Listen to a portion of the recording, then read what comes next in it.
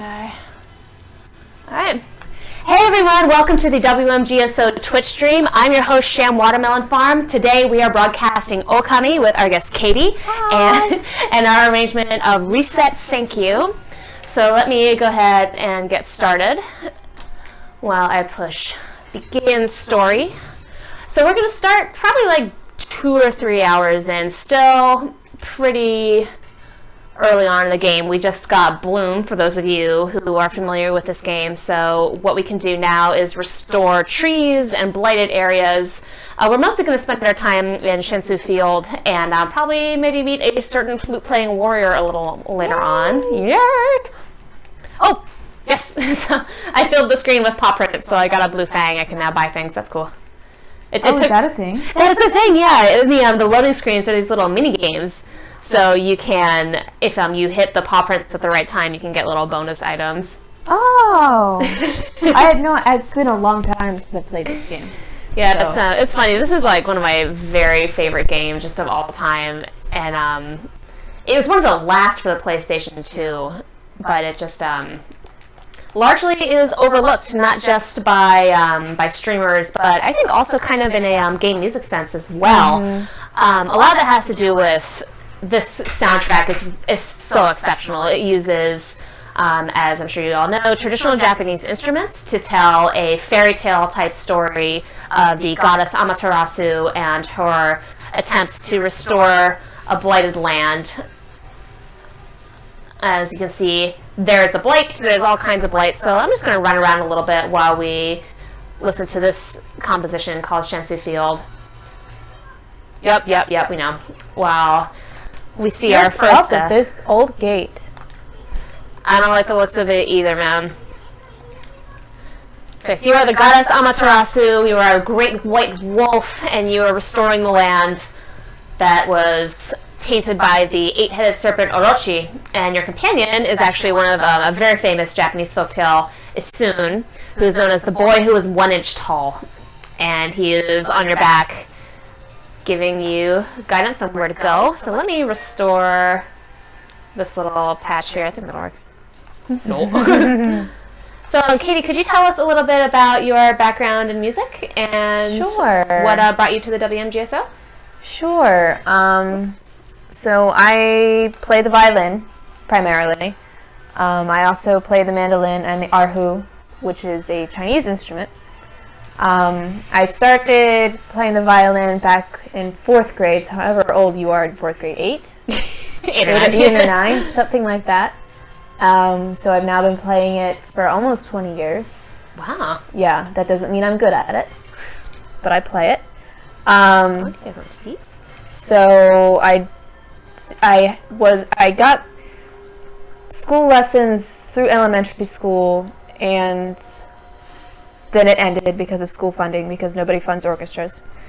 And then I kind of got like after school lessons for a while, and then in high school I was in some community orchestras, and then in college I didn't really know where to go after that, because I wasn't like so into it that I was going to major in music or anything, but I also didn't want to give up my instruments, so I started Googling student groups at the University of Maryland, and I found an orchestra that does something very similar to what WM does, and so I was with that orchestra from 2009 until I graduated in 2013, and then I was part of the administrators for that for a little while, and so when WM started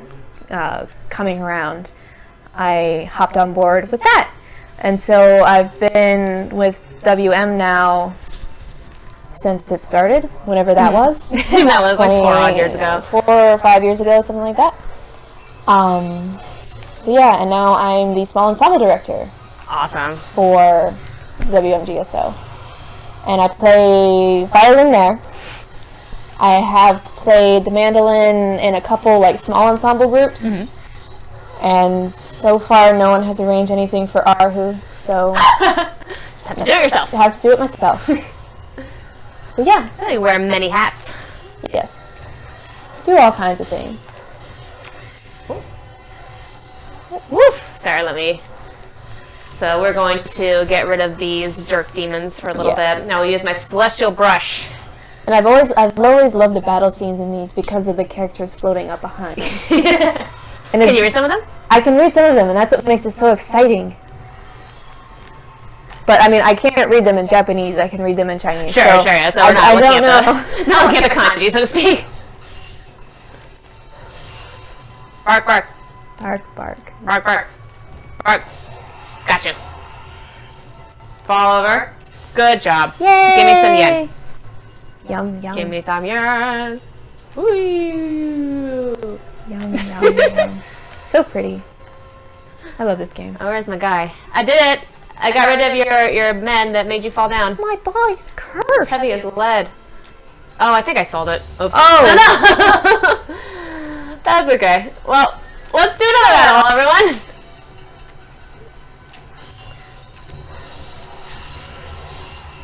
I guess while we're here, so one thing that's interesting about Okami is it not only uses what I guess we can call traditional music. So there will be a certain parts, well, we'll get into a little later, that use both the instruments and the actual style of traditional Japanese music. And there's a lot of different forms and varieties. But it also makes use of relatively modern forms as well. And what we're hearing now in this battle music, this amazing taiko shamisen piece, is actually a form that was not ancient. It was developed in the 50s, whereas effectively a taiko shamisen ensemble, I guess you could say. So there would be a performer playing multiple taiko drums with a shamisen accompaniment, sometimes a vocalist. And to our American ears, perhaps, we hear this as like, oh, this is all kind of the same sort of thing. Like, this must be as old as, say, traditional court music called gagaku, but not necessarily. So just that when I was just researching this game, that sort of stuck out to me is, we're using traditional instruments in a new fashion, much the same way that this method was developed within the 50s to use traditional instruments in a new way. So by and large, we're using traditional instruments in a new way with this game as well, sort of applying them to video game music. And I thought it was cool. Yes. Alright, so we need a Traveler's Charm to talk to that guy. So we can do some more battles. So we can just run around some more. I just like running. I love the battle, especially when you progress further in the game and you can start doing all those cool things and stuff with the different shields. Or not shields, but you do what are they called? Celestial mirrors, I think is the term. It's been a long time. So it's like brand new for me all over again. Hey. Alright, so why don't we restore this little blighted patch here. Our hostess is echoing a bit. Yeah, what that probably is my voice being picked up in Katie's microphone. So why don't I scoot over a little bit? Too close.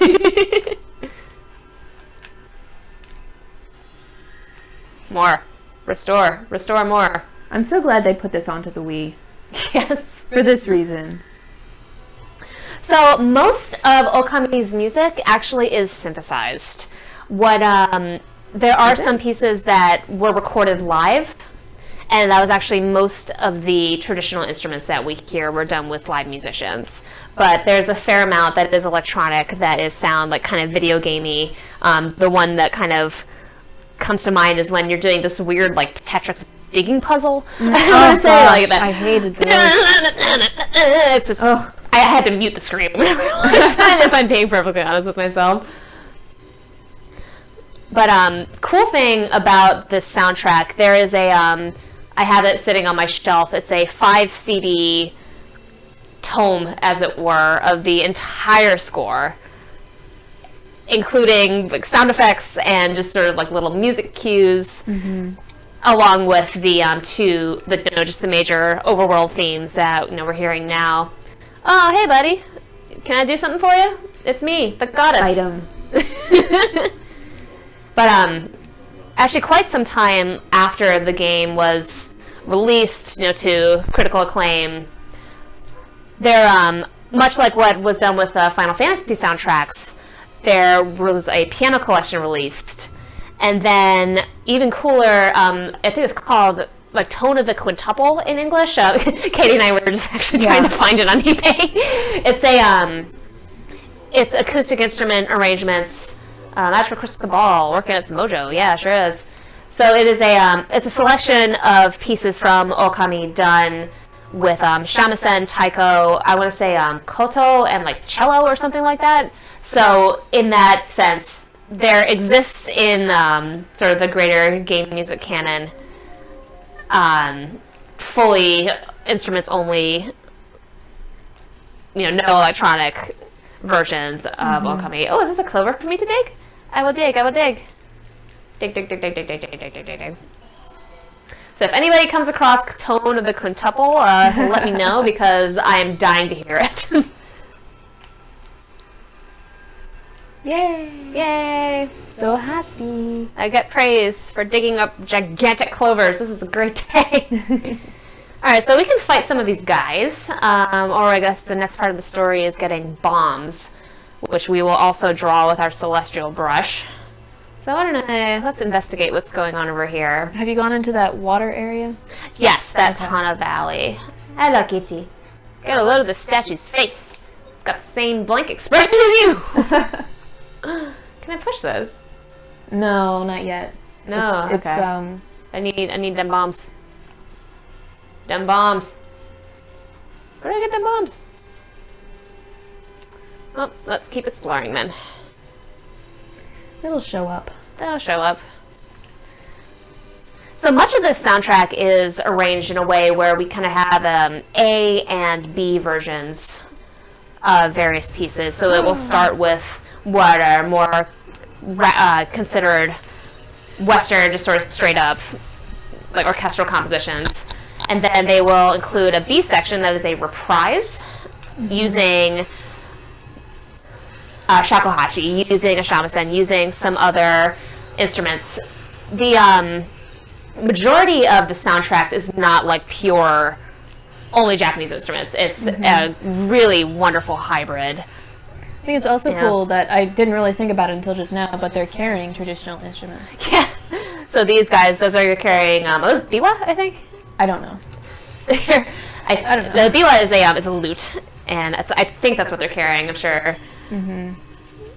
Someone out there can clarify for us. Yeah, the imps themselves hold shamisen. Some of the other baddies also hold drums.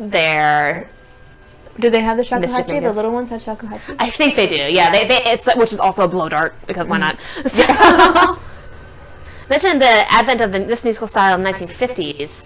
So the origins of that, so this musical style, specifically the taiko ensemble with shamisen player.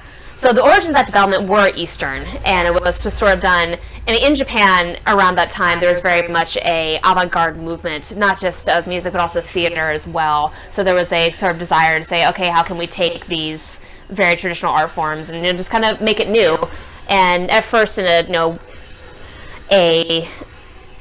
spirit of rebellion. Like one cool thing I studied in college was the theatrical form Buto, which is just sort of like very strange form of dance that has some roots in more traditional forms like the no, but is totally avant-garde and is totally just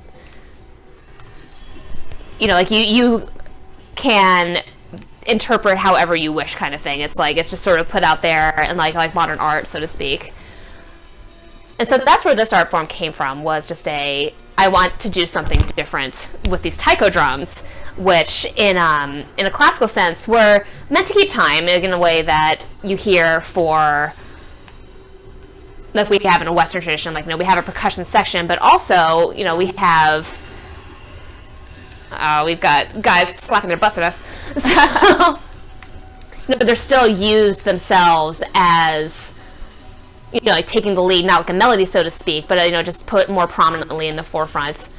And I guess this would be a good opportunity to kind of talk about just how we got from traditional music of the court in the 14th and 15th century to now.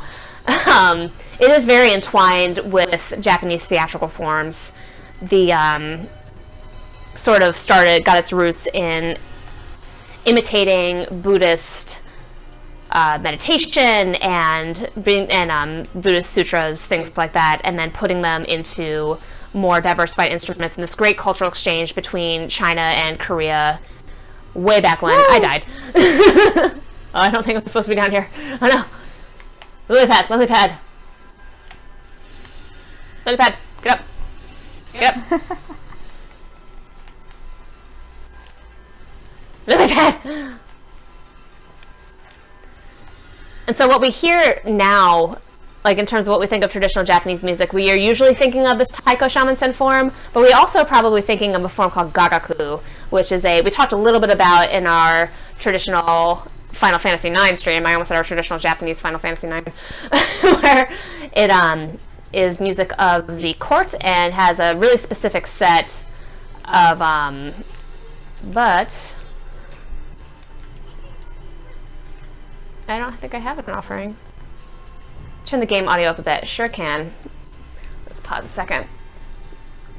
So gagaku has a really specific set of instruments that we hear a little bit in Okami, but it was not arrhythmic, but definitely long and slow and meandering. And we'll hear a little bit of it when we get to a save point, actually. So let me just turn up desktop audio. All right, turn that up just a hair. Then from there, in gagaku became a more performative form called bunraku, which has a dancer performing with these traditional instruments, which were ranged from all kinds of things, but most commonly a couple different kinds of flutes, a reed instrument called a hichiriki, a mouth organ called a sho, and then a couple different kinds of drums as well. And then from bunraku, we go to the no, and the no is a classical theater of Japan loosely. I think you can compare it to opera in a way that music, so to speak, started becoming more and more of a form that was used for art and for telling a story rather than its original roots, which were very meditative and very somber, so to speak. And then from there we can kind of trace to kabuki, which is a very body entertaining form, very, very different from the no, and starts to use more instruments that we kind of become part of the traditional Japanese music canon. One of them is the, what is it called? I wrote it down. The two wooden blocks. The clapper thing. The clapper thing. We call it the clapper thing. And I wrote down what it was. But it's the kind of thing, that's the two wooden blocks. The clacking.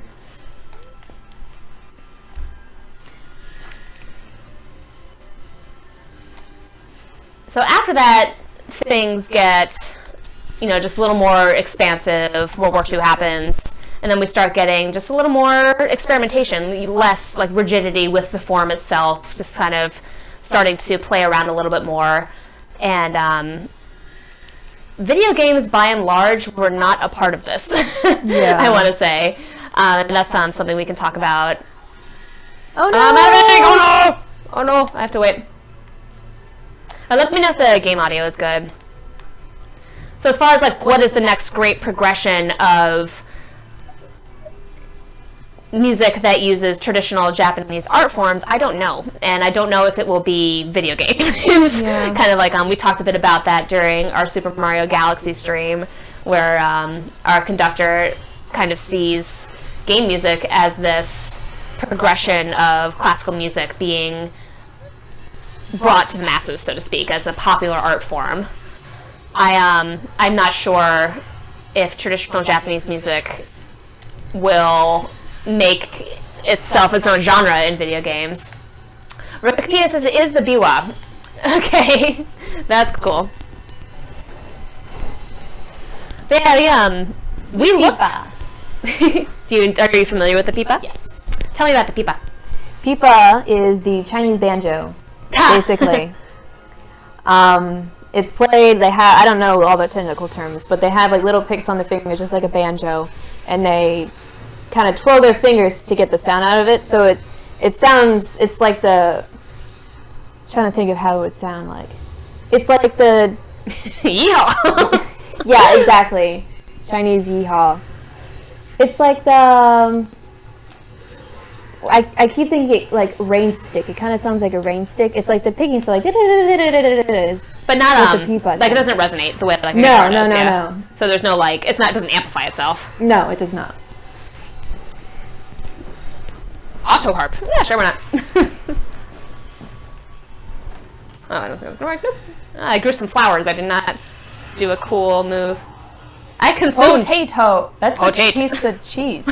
It's a boiled potato. It's been peeled already. Isn't that useful? But it's square. Try. It's terrifyingly flavorful.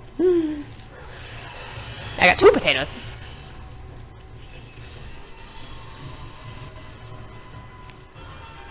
Do-do-do-dee-dee. Spin, spin, spin.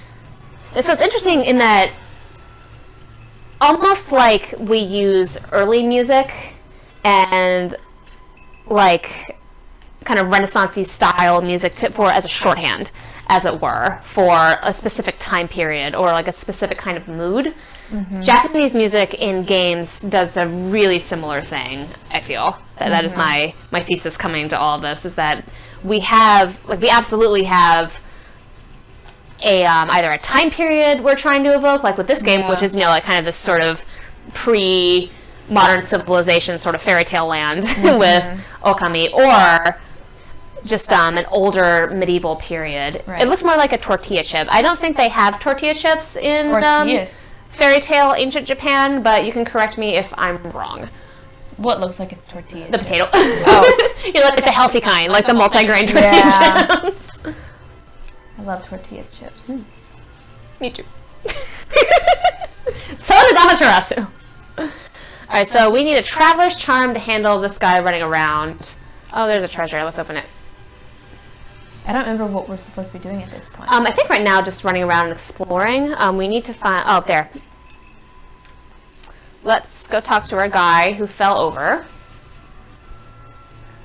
Yes. Poor dude. Fallen and you can't get up. It's very embarrassing. He needs one of those life alert things. Yes. Hey, Pooch!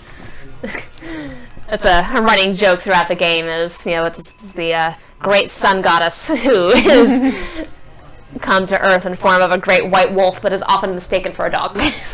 Puppy. See. Bye! Alright, well that didn't get us any bombs, so... We may not be able to get bombs. I don't remember. Let's head over, maybe, toward the forest. Mm-hmm. I think there's some more guys we can fight. Oh, let's feed bunnies! Feed the bunnies! I promised feeding bunnies in the channel update. Oh, you remember where bombs are?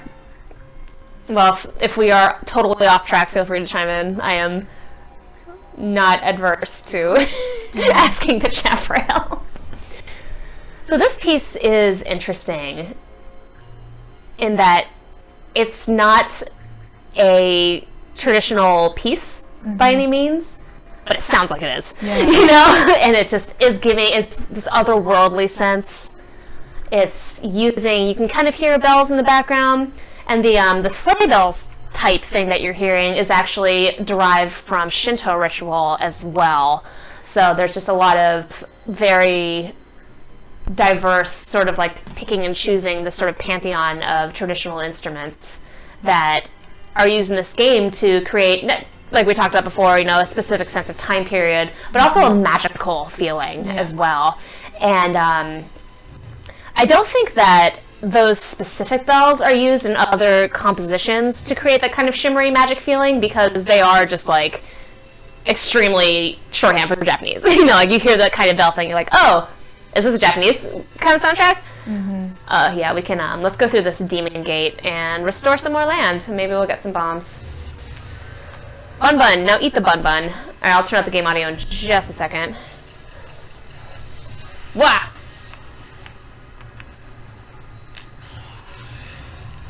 Yeah, he did. I don't think there's that. So I think the most interesting thing about this battle music, So we are hearing what our,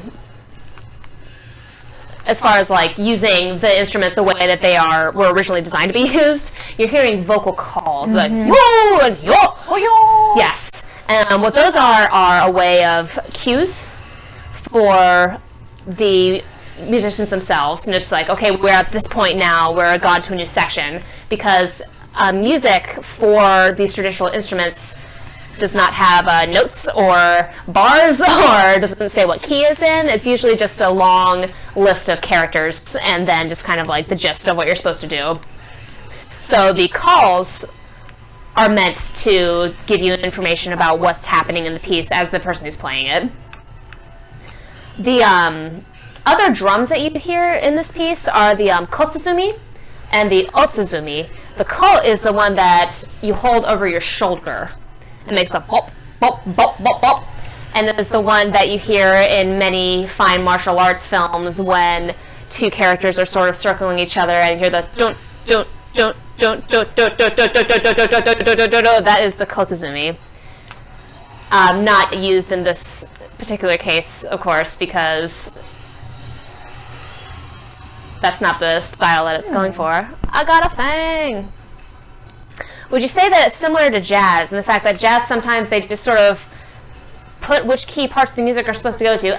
Kind of. I mean, a jazz musician will go up to performers and say, all right, we're going to do this in F and cue you in for 4 bars, can go. So it's not like that it's improv, if that makes sense. But there is not necessarily a chart, like we would say in jazz. Like there isn't a published piece of music that we're referencing as we're performing. More bun buns! Bun buns want herbs. Use feedback. Herbs. Alright, so while we're doing that, let's come back here.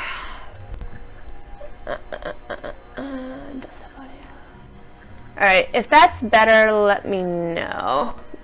Just turn that up as... Oh, you know what? I bet I can actually... Please pardon our dust while I turn this up a little bit here. There we go. That's better. That's better. And actually, let me... This is the...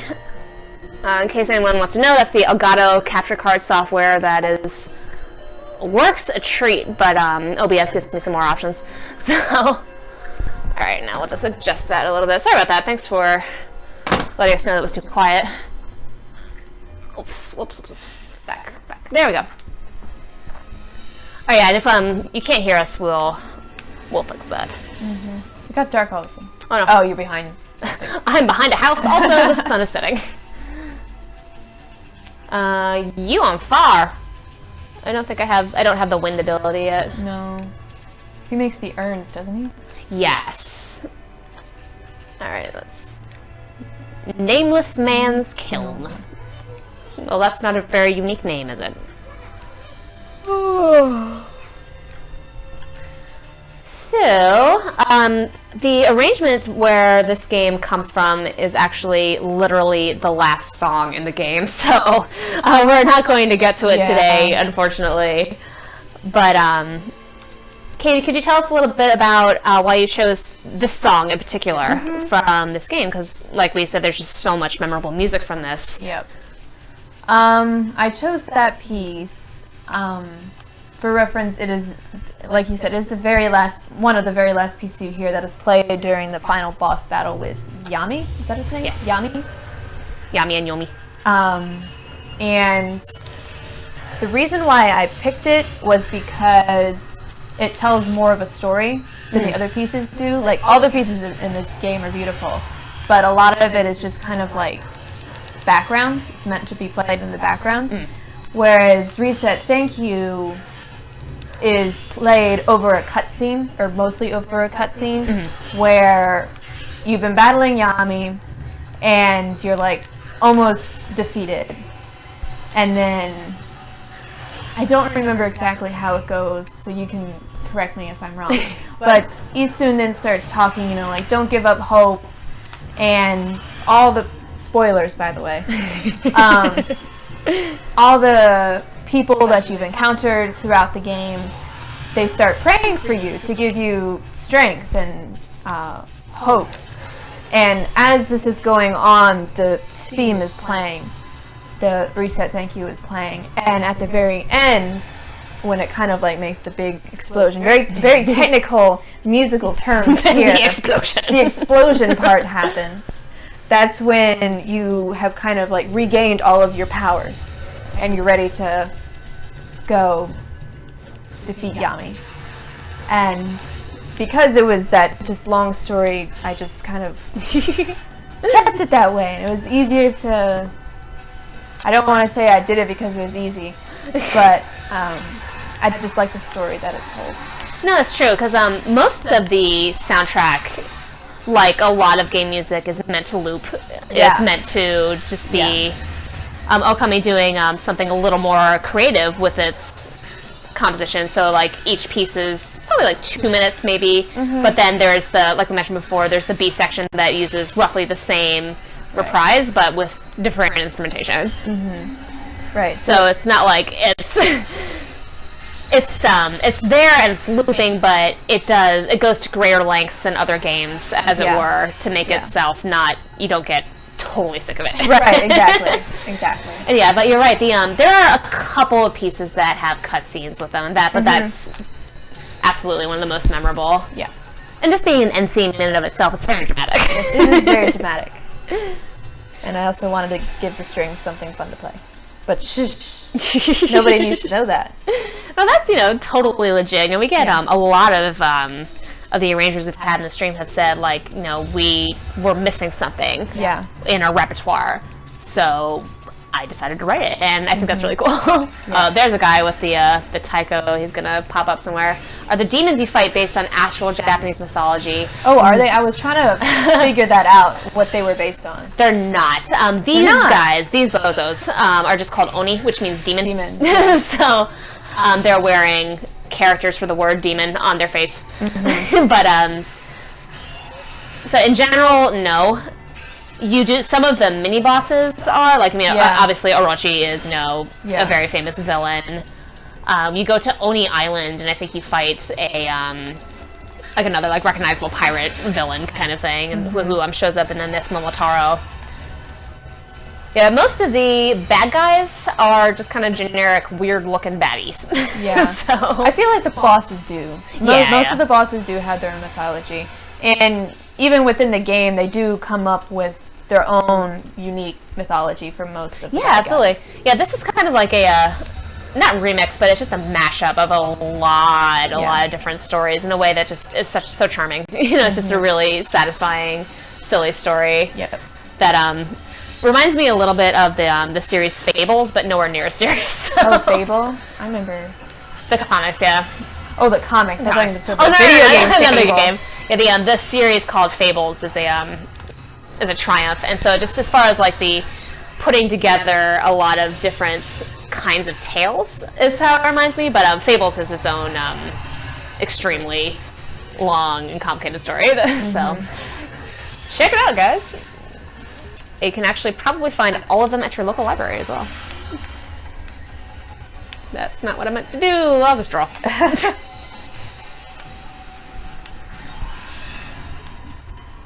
Yay. Yay. Whee! Whee! Alright, so let's head, I'm gonna make it daytime. I'm gonna draw a nice circle in the sun. Look at that circle. Nice. Circle!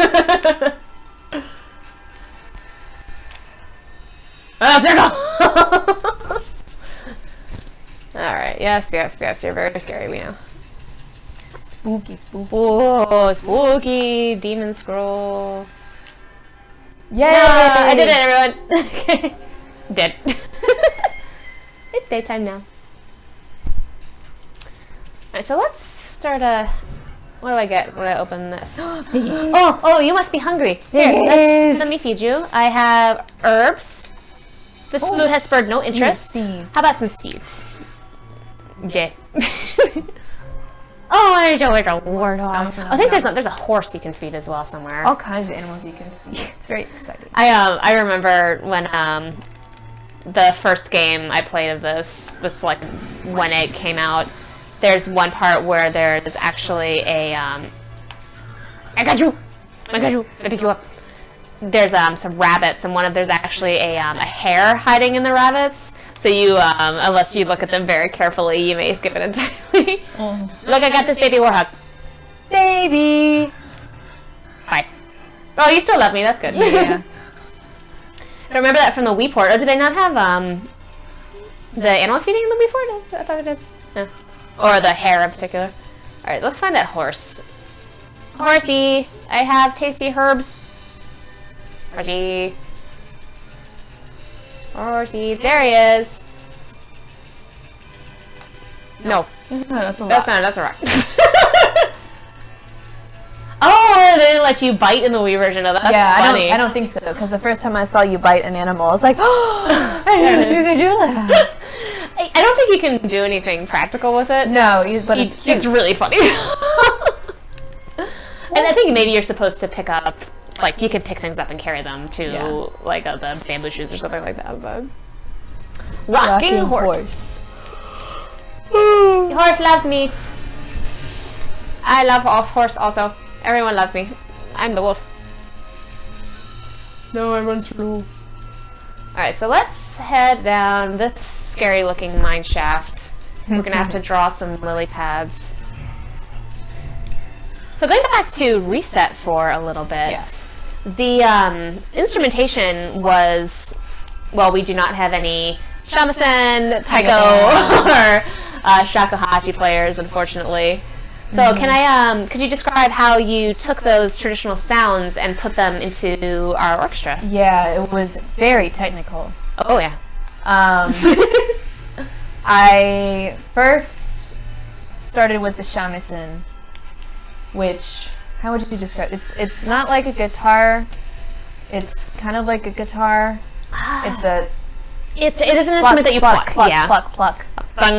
Yeah. It does have a, it's not purely rhythmic though. Like it does have notes, so to speak. Like it has a neck like a guitar has, but it doesn't have frets. It has just sort of move up, like a more like a violin or a stringed instrument, as it were. Right. Hello, ZD Major. You are right on time. So the shamisen, I needed to get a plucking sound, and the only instrument I think we have that can do that is the strings. So because it's so low, but not that low, I gave it to the violas to kind of mimic that sound.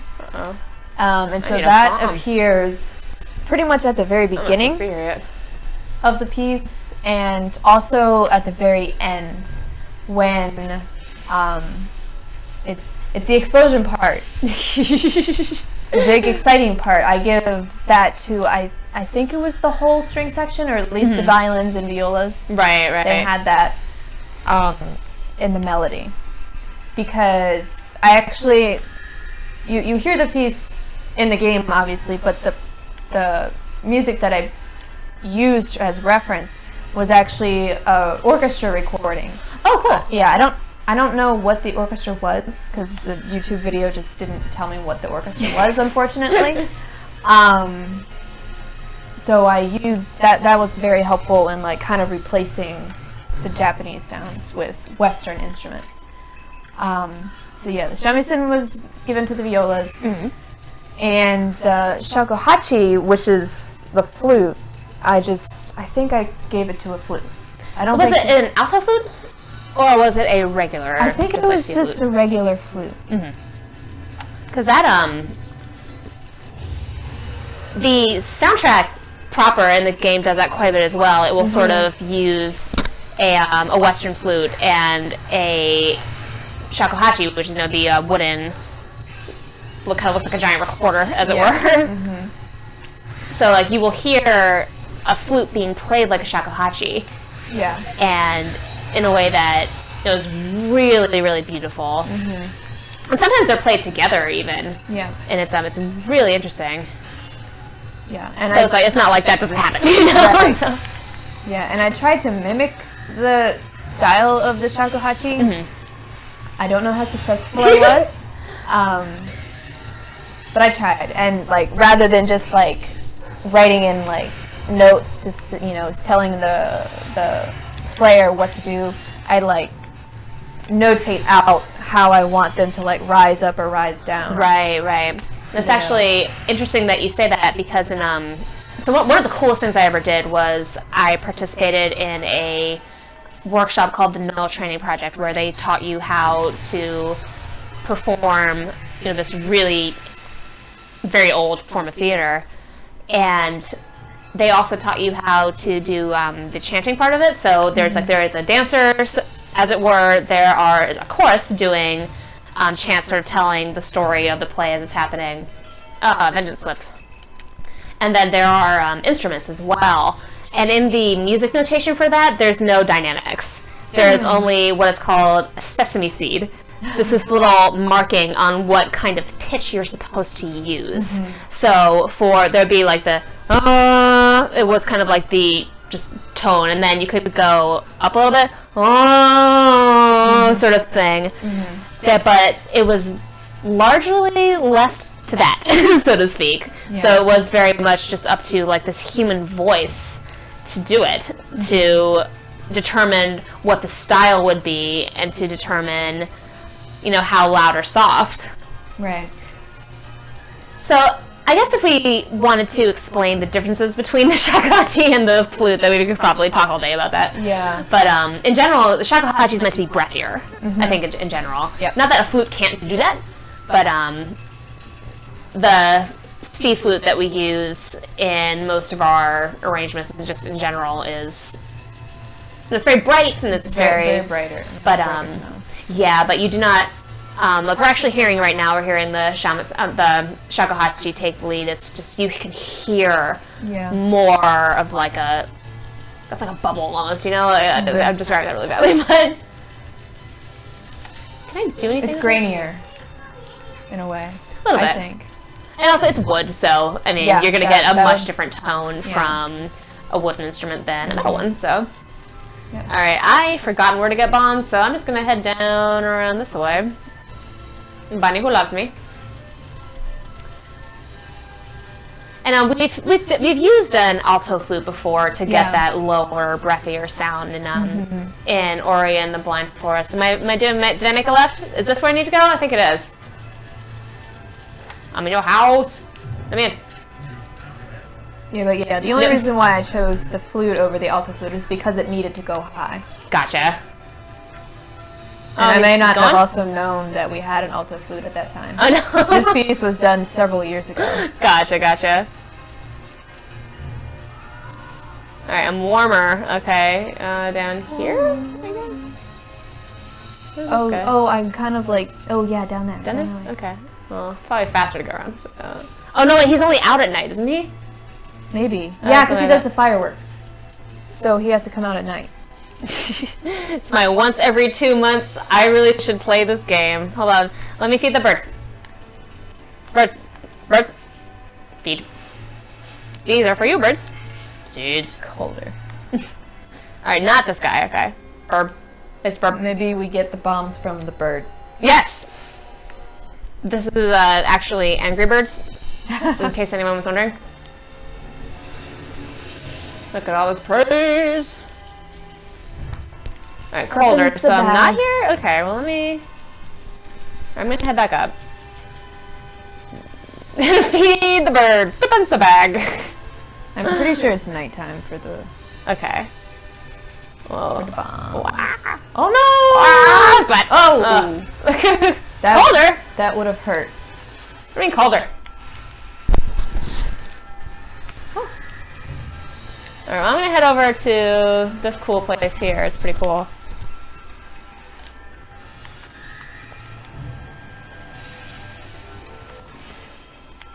But yeah, anyway, sorry. It's okay, no. I get distracted by this. But yeah, those are the only two instruments that I had to replicate because since I used the orchestra recording of it instead of the original, if I had used the original, then I have no idea how I would have done it. Like the shimmery sound that is in pretty much everything, I have no idea. Gotcha. Maybe that's why I used the orchestra recording. I'm in your house. In your house. I wish I knew who did that. This looks like a bomb place. Hi. Maybe? Dear me. Oh, yes. Priest of the Moon Shrine, Mika. Welcome, guest has wandered into our shrine. All these people talking to wolves. You know. A little concerning. Well, the moon cave completely disappeared. Oh no. House Tsukiyomi, the fabled sword that kept the demon at bay. Like in the bay? It was in the bay? No. Yes. I'll be cursed if I say it. Anyway, the point is, what on earth happened to the shrine? Oh, mystery. Mystery. Guarded day and night by the Tao Master. Waka! Waka! I hate Waka, but I love him.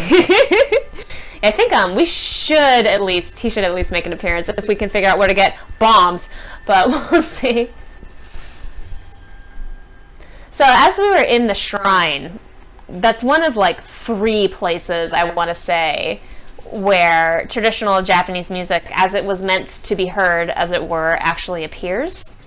One of them is actually the very opening title, the start screen, and then another one is when we go to the save point at the mirrors to save our games, and we will get there shortly. Alright. That was your pun for the day. Alright, so I was colder. Alright, am I here, I guess? There's a house? Let's go to this house. I haven't been here yet. There's another demon gate. Alright, so let's fight some bros, and then let's see if we can talk to this person in their house. I think that's the dojo. Oh, no, yeah, I think you're right.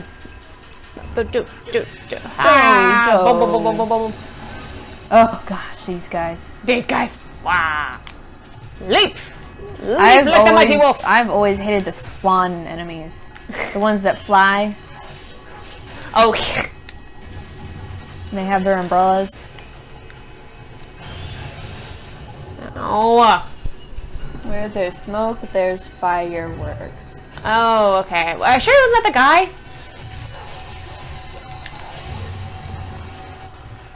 Hold on, we have to get this bro. He's very big. Ow. Jerkwad.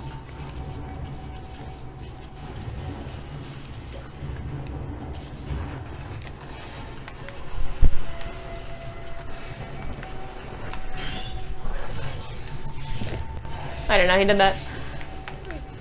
Alright, come on. Come on.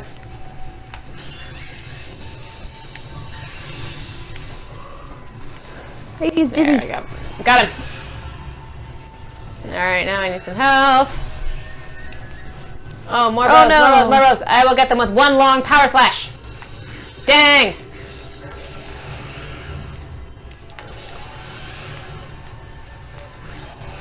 What'd I get? Yay! Such violent drum playing. Oh, and this one is... There's actually a point much, much later in the game that's like a just eternal demon gate where they just don't stop coming. Yeah. It's pretty incredible. I remember that. You again.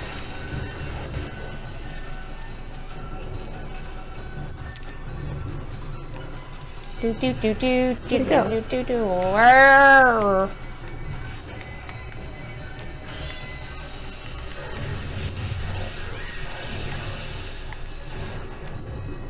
Oh.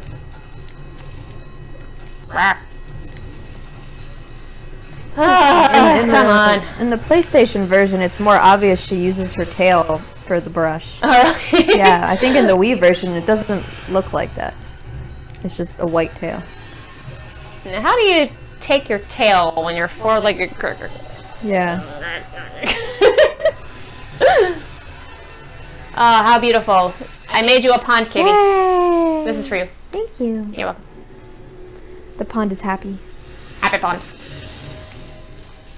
Alright, so I'm pretty sure you go to the guy at night down by the river. Yeah. Totally didn't notice the tail. Alright, we're gonna have to wait till it's night then. So let's, Oh, you can't make it night yet? No, I cannot. I can only make it day. Unfortunately, unlike Zelda, the Song of the Sun does not go both ways.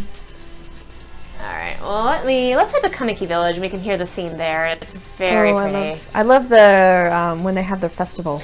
Yes, That music. I used that piece for my graduation from the theater department at Towson University.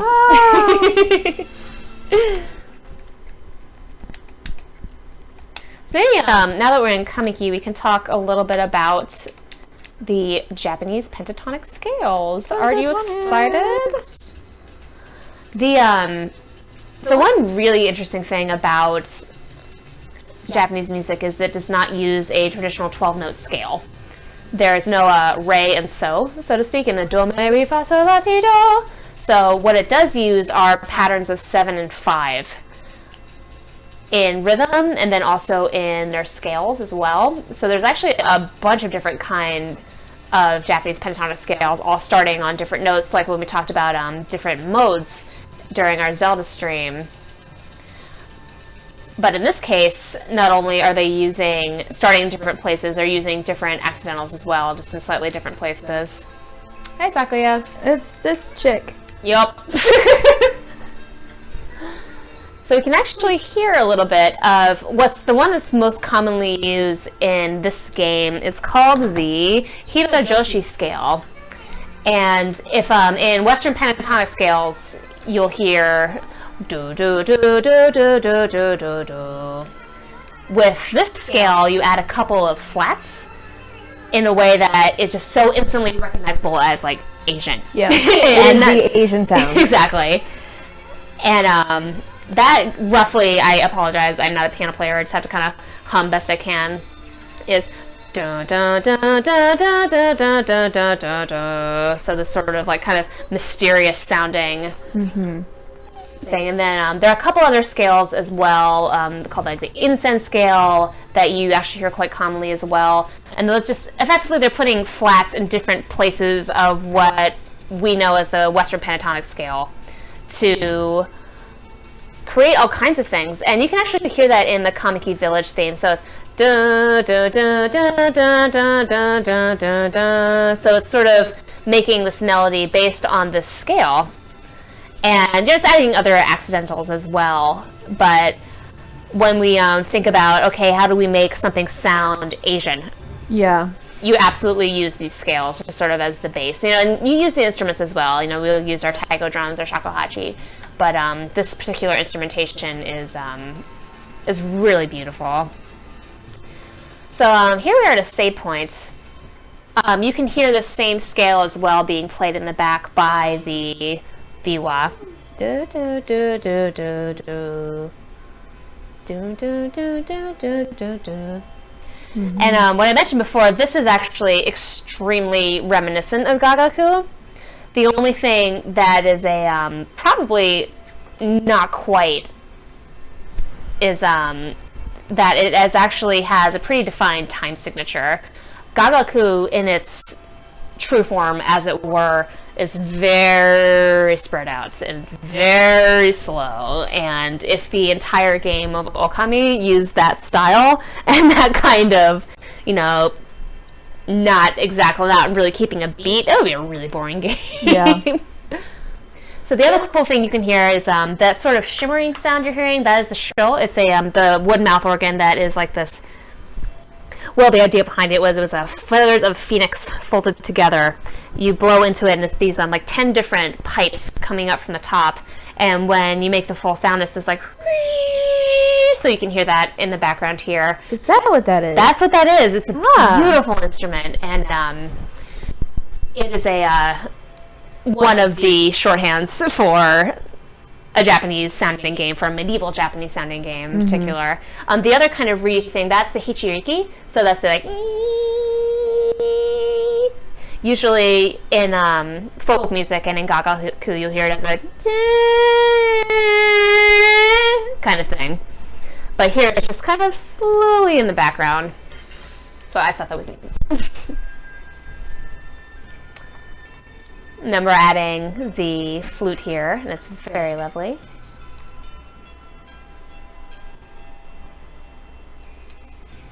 And our bells come from, not to keep time, but just to sort of break the piece apart. All right, I'm gonna go shopping. Let's see if we can find some stuff. There's our traveler. Been sent to do the shopping? That's right. because dogs go shopping. Yep. A lot. It's cool. I'm almost out of herbs. What does that sound? It sounds like a mouth harp. I actually don't know how well. Maybe it is mouth harp. Maybe. Meow, meow. Go back. Oh, no, I don't. Cancel. Okay. Alright, so we need to wait for it to be nighttime. So I wanted to ask you, what inspires you about this style of music? Just this kind of Pan-Asian, not just Japanese, but Chinese as well. That's a good question. Well, a little bit of background first that is probably very telling is that I got my bachelor's degree in Chinese language, so China is my thing. But specifically at the music, it's really hard to say because, I mean, like, I've always enjoyed just the sounds, like, even before I was, like, really involved in music and knew anything technical at all, because clearly I know a lot of technical stuff. I don't know, I just love the sound of the different instruments and how otherworldly it sounds. But I think what I especially like about Asian music is where you know a lot about the Japanese theater. I do more like Chinese theater. So I really like, everyone thinks I'm crazy when I say this, but I love like Chinese opera because it's a very strange sound. But it's just so interesting to me how they use certain sounds to indicate like this is this type of character or this is that kind of character, and when you hear this sound it means that. It's not, you know, just background noise. It actually is part of the story. So in a way that like we would recognize something like leitmotif, or just maybe like just a sound cue, so to speak. Sound cue. And it's so different to me. No, I feel the same way. It's like you just sort of take everything you think you know about music and then just, nope. Yeah. Not here. Can I talk to this guy maybe? Is he in there? Oh no, he has the fire still there, but this is your actual house, I think. The bunnies are still happy. I got your bunny. Oh no. Black. Oh. Yes, you were very indignant that I picked you up. But I'm a goddess. I can do what I want.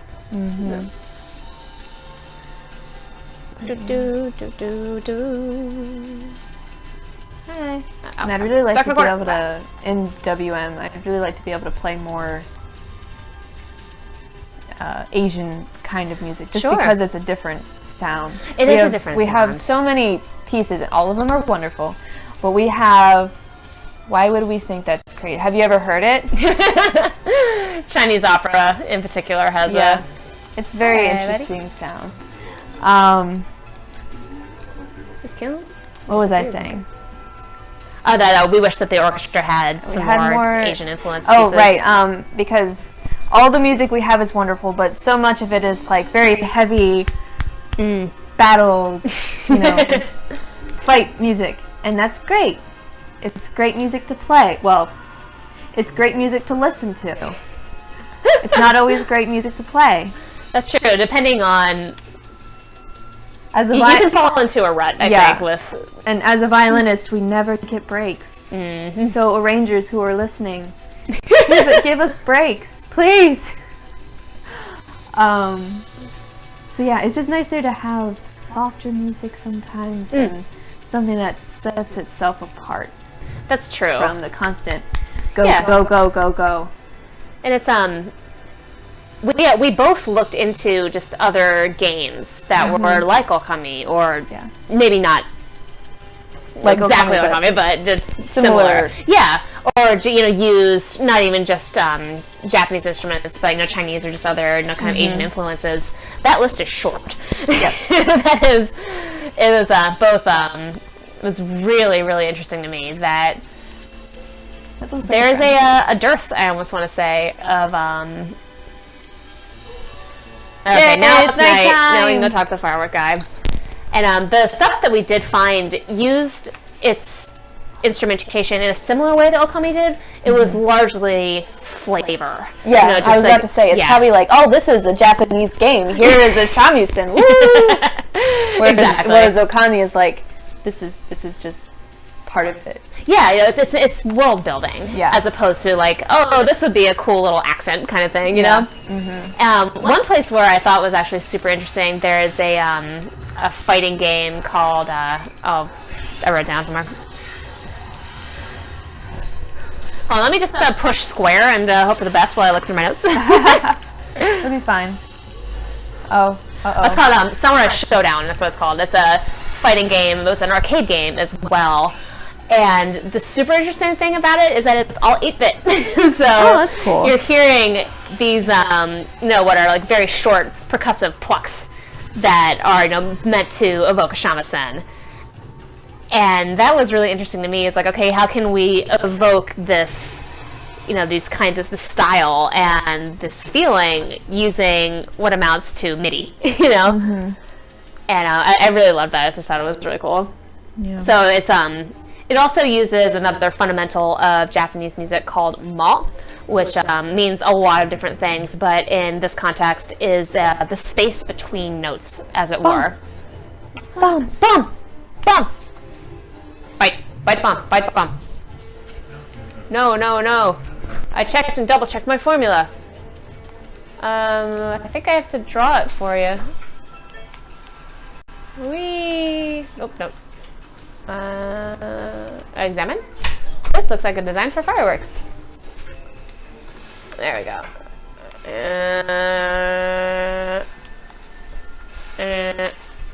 Nope. Okay. Did I talk to you somewhere? No. You there. You got it? So you hear it most oftenly in the kotsuzumi boom, boom, boom, boom, boom, boom, boom, boom, boom, boom, boom, boom, boom. It's building a sense of anticipation. This soundtrack doesn't use it that much. So, like we were saying, it is very, throughout the time is very steady, and it's progressive, and it's forward moving.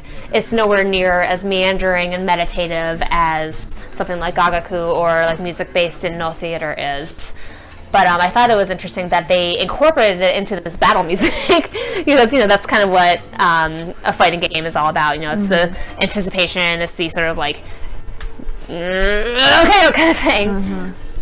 But that was one of the few that we came across that used, or rather was using in the style of traditional instruments. And now we're going to let our firework man.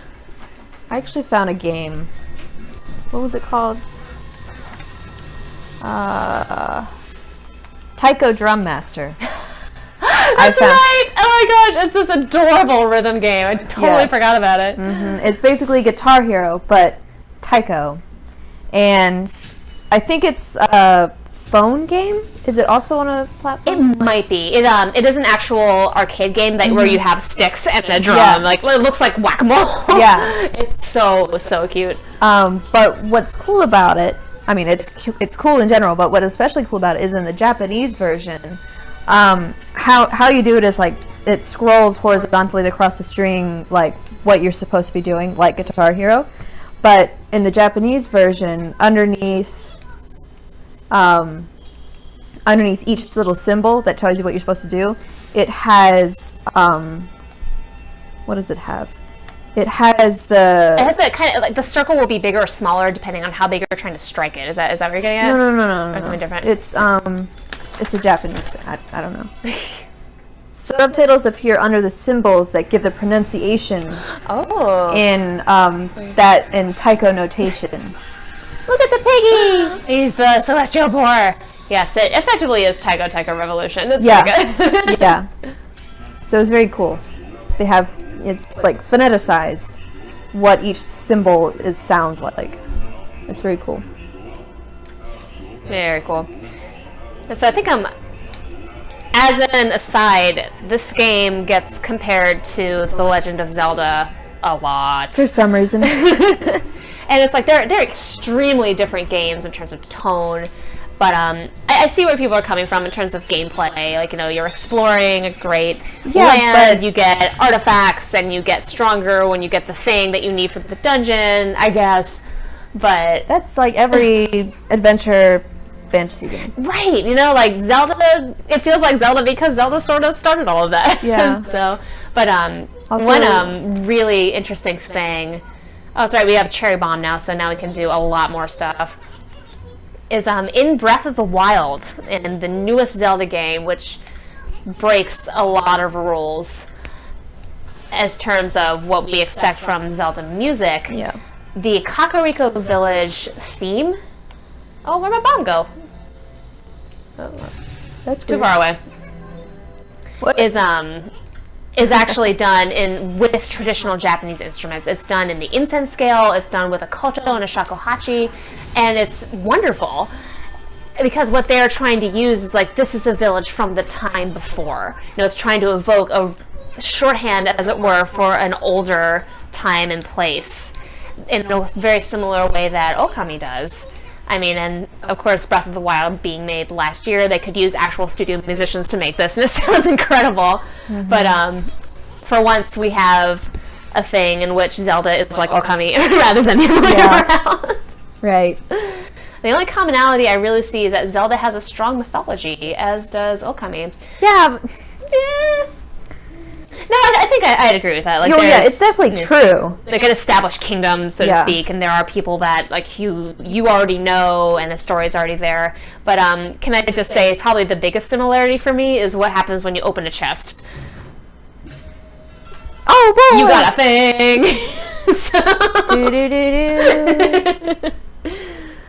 So it's closed whimsically. But yeah, they actually use some Chinese instruments in Breath of the Wild as well. Yeah. So that's I think you hear that a lot more often. Yeah. In video games, it's not purely Japanese, not purely Chinese, but a mashup of these two. Well, not that they're only two styles, but of these musical traditions. And that didn't work at all.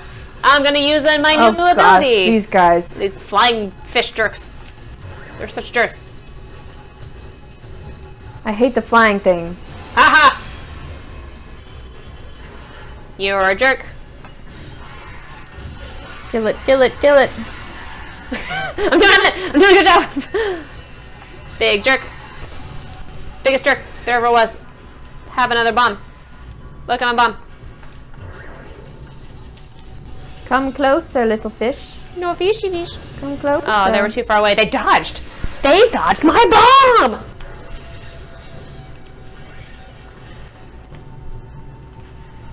Eventually you get lightning strike. Which, ow! Get off! Oh, is he riding you? Yeah. Oh, God, like the jockey from Left 4 Dead. That's disturbing.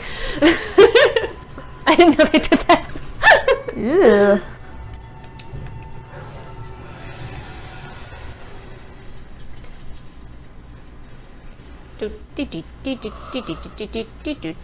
I guess I could get some food from somewhere, but let's so we can go to the forest in a little bit.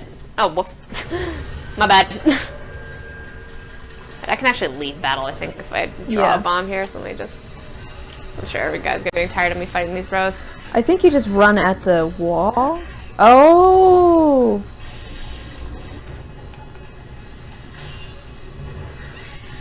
There's a way to lead him. Yeah, I know there's a way to do it. That was basically all spirit tracks.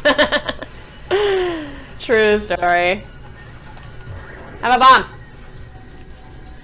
Come on. Oh! They're not taking very good care of their instruments. Jerkwad. I see you there, you jerk. Haha, you get a bomb too. I don't have to wait for you to throw your weird thing at me. Yay! Get him, get him, get him. Get him! Yay! Alright. Not bad, not bad. Let's keep going. So yeah, there was this over here with our kitty. I don't want that. No. Yeah, I know we can't do the kitty yet. Ah! That was one of the powers. It gets like climb up walls, I think. Yeah. I think I can break this. Yes. Oh! There we go. There we go. Okay. You learn something new every day. And then I'll pick up a rabbit and take it with me into battle. Oh.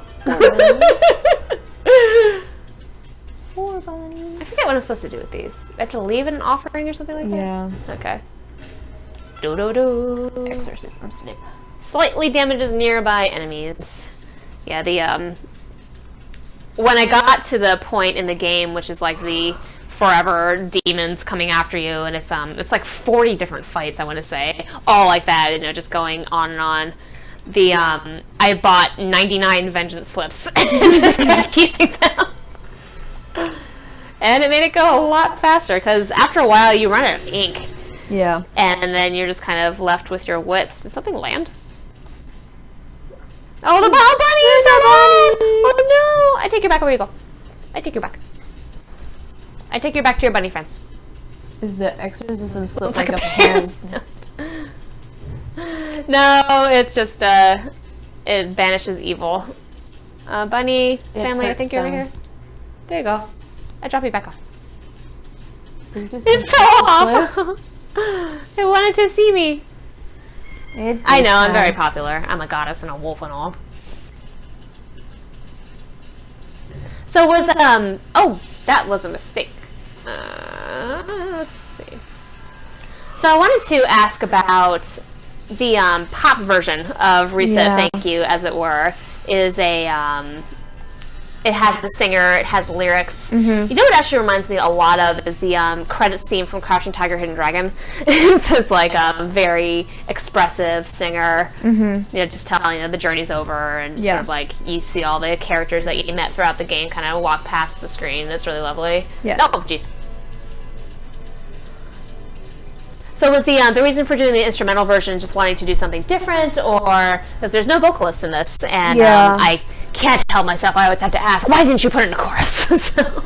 Well, the honest reason why I didn't put it in is because I didn't know it existed at the time. I only learned that it existed when we started preparing for this. Oh, really? Yeah, so no! I've only just recently listened to it. Oh my god. That being said, I'm still glad I didn't include the lyrics, because I think it stands well enough on its own. I don't think it needs it. But as I was listening to it, I was also thinking, you know, this would sound really good as like a soloist in a piano. Sure. For a small ensemble piece. Get on that, arrangers. Yeah, so... It is very different from the instrumental version. You know, it's extremely poppy. Yep. It's using, you know, obviously a synthesizer for these kind of like pew, pew, pew, pew, pew kind of sounds. So it's very different. I could not have directly, I mean, I could have, but I could not have really taken it literally like that. We have a question. How do we adapt atmospheric like this for a concert setting?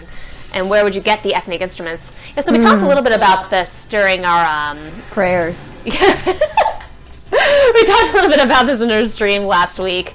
The atmospheric music in and of itself ends up either being adapted for instruments we already have, like what Katie was saying. You know, we had just a regular flute, so she adapted the notation, as it were, to make it more breathier, more just kind of longer tones to make it sound more like the style of shakuhachi.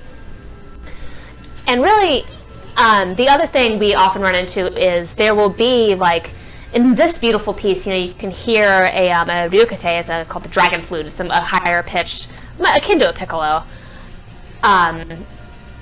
And we could do what the developers of The Legend of Korra did. We could go to Craigslist, where they found their Ahu player for that beautiful credits piece. We could mine our members who amazingly have all sorts of connections, but it's really difficult to find a specialist, as it were, especially when they may only be coming in for a game like this, which music is, you know, it's not like a solo part.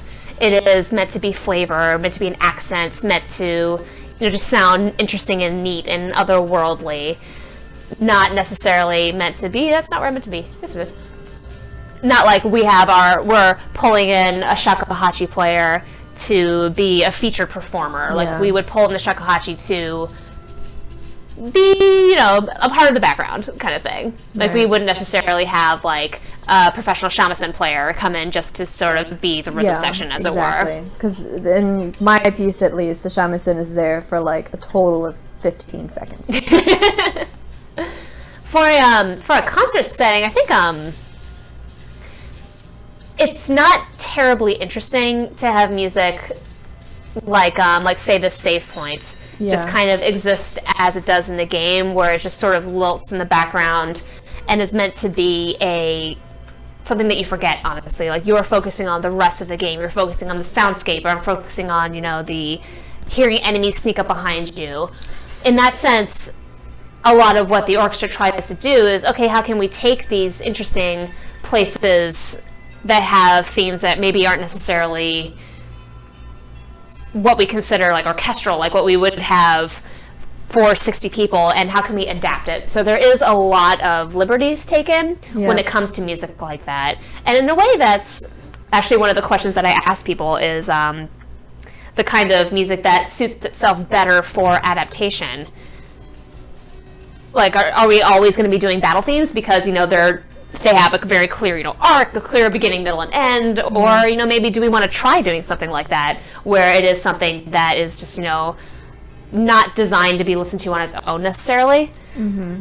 So it's a really interesting give and take. I kind of feel like we did a little bit of that with Myst. We did. But it wasn't like arrhythmic, you know? Yeah. Yeah, we did an arrangement from Myst that was kind of like a patchwork of different background themes that you hear in different parts of the game when you go to different areas. Mm-hmm. But as far as like uniting them all together in a cohesive, Yeah, it's it's like going as to a be a Western medley. piece, you know? So at its heart, it was a medley. It was not like, okay, we're going to do the ambient background noise from, I don't know, like Hyper Light Drifter kind of thing. So we would actually try to put it together as a cohesive, I guess, like narrative, I think is the best word, because like songs tell a story. You know, we can talk about it as, you know, beginning, middle, end in its very simple terms, but it's, you know, you still think in an arrangement, it's what am I trying to say, and what is the piece trying to say as well. I'm actually working on something similar to that. And when I say working on it, I mean I've been working on it for years, and I just kind of touch it every so often. I'm working on a medley piece from Kingdom Hearts, Chain of Memories. And there are, of course, some themes in Kingdom Hearts, but the Chain of Memories music, and I'm talking about the PlayStation version, not the original Game Boy version. Because screw that. Oh my gosh. And so I'm taking all the background music, and kind of going from the beginning of the game all the way to the end of the game, using the music to tell the story of Chain of Memories. So I have some character themes in there, I have some battle music. Maybe A symphonic poem, as it were. Yes, exactly. Maybe it'll be done someday. Maybe it won't. We'll see. Probably not, because there's so many pieces I'm working on. So many pieces. So little time. Yeah. Hey, if I hit the gong, I get money. Let's do it again. Because you just get excited, you know, you hear a piece of music and say, oh, I'm going to start that right now. Right. And then you start on it and you work on it for hours and hours, and then suddenly you're like, I'm not interested in this piece anymore. I'm going to do something else. That's true. I want to say our most prolific arrangers will either be like really like, oh my gosh, I cannot get this out of my head kind of thing, or they're like, I heard this and I had to put it to paper because otherwise I would never do it kind of thing. All right. Can I put a bomb? Bob? My dad's name is Bob.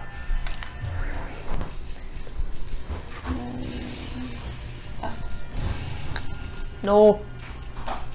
I don't have my glasses on, which is why every so often I'm like, Okay. what? All right, so we need to find our sapling and get rid of this gross blight. It's pretty gross.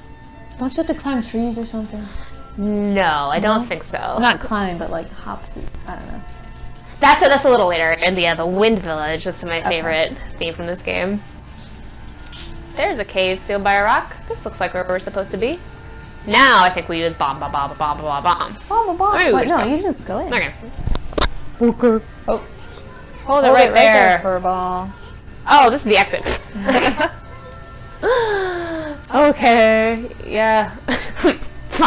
Fine. You got it, boss. Whee! So one game I did want to give a shout out to, I mentioned Korra. The video game adaptation of The Legend of Korra is excellent and uses, I want to say, in a similar way what we've been this is not where I want to be. It puts a lot of Asian styles together in a Katie has never seen Korra or Avatar. Shame. Yep, shame. I've seen episodes. I've just never seen like the whole thing. But it was a game that stood out to me in just looking for games that also use traditional instruments. Korra, to represent the firebenders, uses taiko drums. And I think I need to be there, but I can't. Oh no, I'm dead, probably. Yep. Okay. Oh no. Oh well. I'll just... Guys, don't watch. No. Don't watch. No, and... There's a sad face. The game is sad for me. Oh. Bye, everybody. And it uses this in the series, but in particular, just a really interesting way in the game as well. So when you are in combat, you hear these wonderful taiko drums. They're just so exciting, and a very similar style that Okami uses for its background music as well. And we hear Arhu, we hear zither, we hear these wonderful combination of styles to tell the story of Korra, which is meant to be a lot of different cultures living together and working together in not just in Republic City, but around the world as well. All right, I'm missing something. I went in there. That's really the only place I can go, I think. Do I have to just get some guys? Or do I have to kind of sneak along the side? And one thing that I thought was... Sorry, go ahead. One thing I thought was super cool about Korra is it plays, in particular the Arhu, like a jazz instrument. So it's just like very not what you would expect an Arhu to sound like, and I just thought it was so cool. Did I blow up that rock? That looks like a rock that could be blown up. And you looked up Mists of Pandaria as well as another. Okay. Oh, yes, it's nighttime now. I think. Okay. That so ridiculous WoW expansion. Yeah. But the music is amazing. Yeah. So that uses, I guess, what we're calling Pan-Asian instruments now. I can't go that way. What the junk? Have you gone left? Like all the way left? Try going all the way left. Nope. No. Well, if there's bad guys, Actually, you're going the right way. I think I am supposed to be here. I think I have to fight these jerks first. Prepare yourselves, jerks. Does Okami have any area maps? Not really, actually. But that's okay. At least not now, because the land is blighted, so we just sort of have to figure out where to go from here. That's just part of the puzzle. I kind of like that better. It doesn't tell you exactly where. That's true. Get off of me! Fish jerk! Fish jerk! Boom, boom, boom, boom, boom. There's an incredible variation of the battle music that happens. We might get to it, I'm not sure. Well, one is with, actually it's really cool, it's with Waka. And it incorporates Waka's theme, which we'll hear on the flute, on the actual flute. By actual, I mean the sea flute. Not a traditional instrument, so to speak. Mashed up with this battle music, and it's really, really cool. And I believe it only appears once.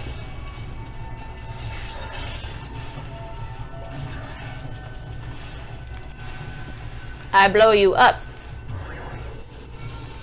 Oh, whoa! Yay. Too bad. Might be... Am I done? Yep.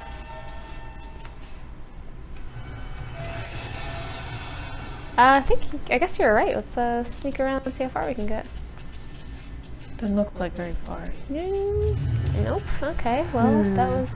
There's a man over there. We know that much. He's stuck. He's stuck. Oh, wait. Can I get it? No. Sorry, everyone. Okay. So there's a cave somewhere that we need a bomb to get into, and then we can get to the sapling. So let me know if you see a cave-like object. Actually, let me make it a little brighter. I need to get over there. I don't know how to get over there.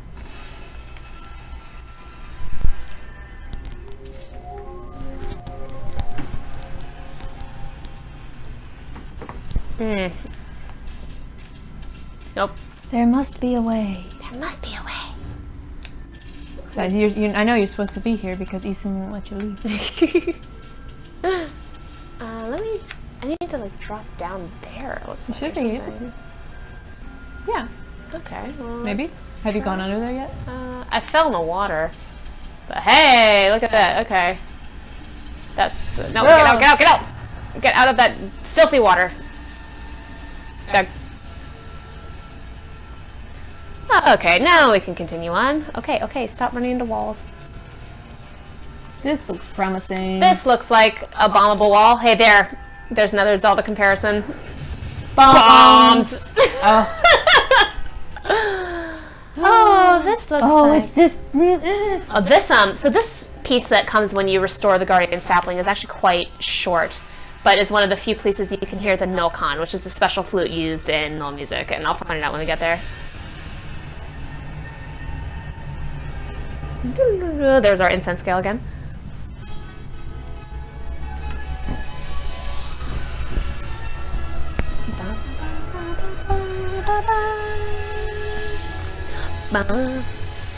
And with this run of notes, it's a Hirajoshi scale again. So listen to this part here. And it's coming up.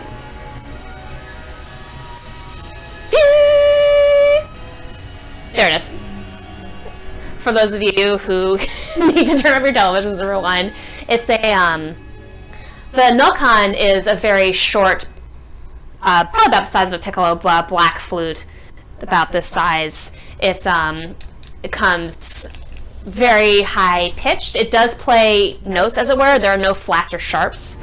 It's mostly used as a percussion instrument, as it were, so these very percussive kind of sounds playing along with the note as well. I got beads! That's right, I can change up my main weapon. And understandably, that flute is not used very much in the soundtrack, and that it's not really meant to be used as a melodic instrument. It's, you know, it's meant to just be these very sharp sounds. Weapons effect will differ depending on how it's equipped. You can even pull out sounds when there's no weapon. Okay. Thanks for the tutorial. Okay, let's put on, and then this will be our sub-weapon. So we got some beads now. So we're gonna start seeing some large numbers when we start hitting bad guys. Photosynthesis must be tough for that one, being in the sunless cave. Well, it is a magic tree, so... Magic tree. Each time... Oh, we can get our fruit! Each time we revive a sapling, guys! I like fruit. Well, let's dig up a clover while we're here. And then we'll continue on a little bit. I think next we run into Waka as far as a plot point, so let's go find him. Bunnies! These herbs are for you. Enjoy your herbs. Premium herbs.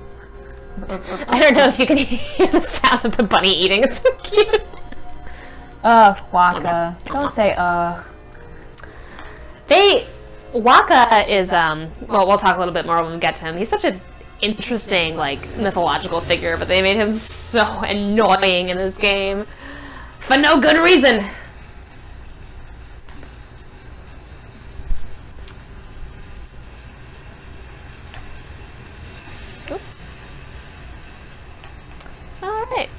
Well, now our land is free for the most part of blights. We'll probably... Oh, we're just gonna drown here. Uh-oh. It's very dramatic cues. Somewhat spoiled by the sound of tackling in the water. Oh, here we go.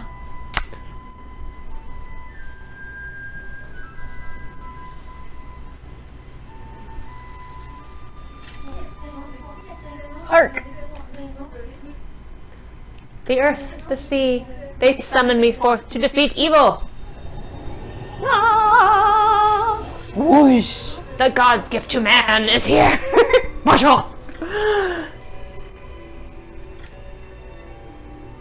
What? So here we can hear a really interesting combination of, again, we have our traditional Japanese instruments, we have our bells, we have a very non-traditional Japanese instrument, a harp, being played as well, and then a flute being played in a style that is reminiscent, but it's also using a time signature that you do not hear very often, which is 3/4. That's just...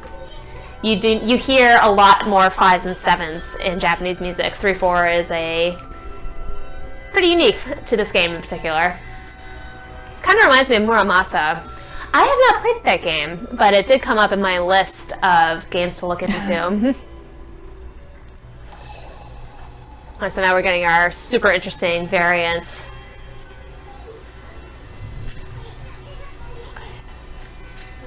Can this person stick to a single dialect or idiom? No. That's like 25% of what makes him so annoying. I saw the shadowy figure that removed the sacred sword, Tsukuyomi, flee into Kamiki village and seal the entrance with a huge rock. The lightsaber! Thereabouts.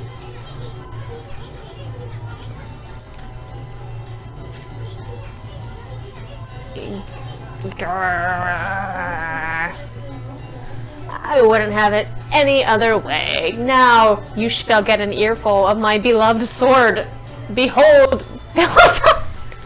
What? I forgot it was called Peloton. Holy moly.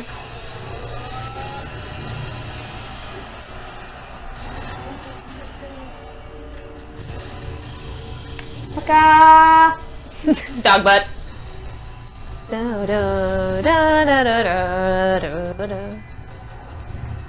Go, go, go!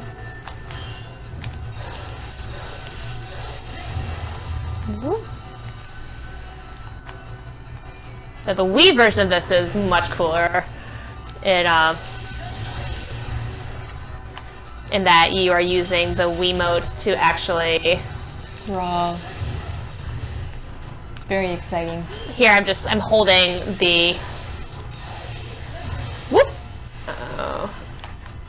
I'm holding the right trigger of the PlayStation. Oh. Oh no!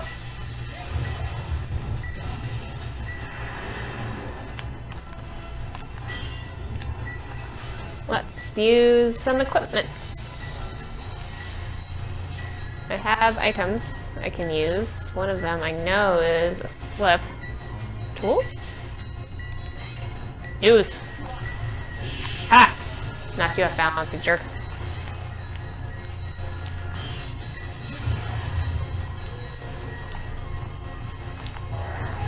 Whoop. Uh-oh. I don't remember him having lasers.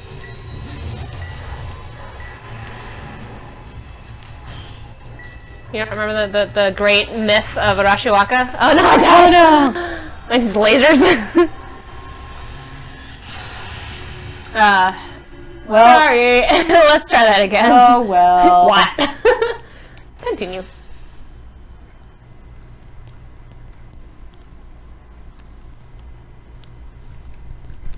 Bump, bump, bump. So this one is when you hit all of the paw prints, you get a fang at the end with you soon. Let's try that again. We might have to watch that cutscene again. Sorry, everybody. Oh no, it did the whole. Oh, dang! We gotta restore the sapling again. Well, alright then. Whoops. Oh, let's get back to there. The cool thing about Waka he is extraordinarily far removed from the myth that he is based on, which is I have his name written down. It's the childhood nickname of a legendary Japanese figure named Minamoto no Yoshitsune, who was a very brave warrior. So he was Genji, and his parents were killed by the Heike clan, so this is in the Great Clan Wars that united Japan way back when. Watch the history of Japan on YouTube at some point. It's very informative. And he was just known as an extremely noble, brave warrior who played a flute. So what we see in his story is probably the only character in this entire game who actually has a musical sound cue that is based in mythology. And I thought that was really neat. So they, of course, are using a flute theme, a lot of flute motifs, and more kind of like in the combat you can hear his theme playing in the background, and more like accented with like trills and kind of thing when he's fighting. As far as I can tell, the other characters in this game do not have music cues, as it were. They invented them entirely, their own themes, like the one for Sakuya when you're outside the Guardian Sapling in Kamiki Village. That was all created for the game. I mean, not that like this theme for Waka existed somewhere in traditional Japanese mythology, but the flute playing absolutely did, and it actually shows up. Oh, I almost got it. No. It shows up in a lot of null plays, and just in kind of in theater, Japanese theater in general. You hear of great tales of a flute-playing warrior. So that's a tale type, as it were. You'll see that a lot. And this game, I suppose, is no exception. Yes, yes. I will save after this tutorial. Can you? I don't know that gives you an opportunity. I can go back to the mirror. Oh, actually, no, you're right. I don't know if it does. Is there a save in here? Oh, you know what I need to do? I need to actually change this out, and I need to equip this as a shield. Because that's what the trick was for Waka. Was to use your regular weapon to block his lasers. As it were. Bunnies? Feed bunnies?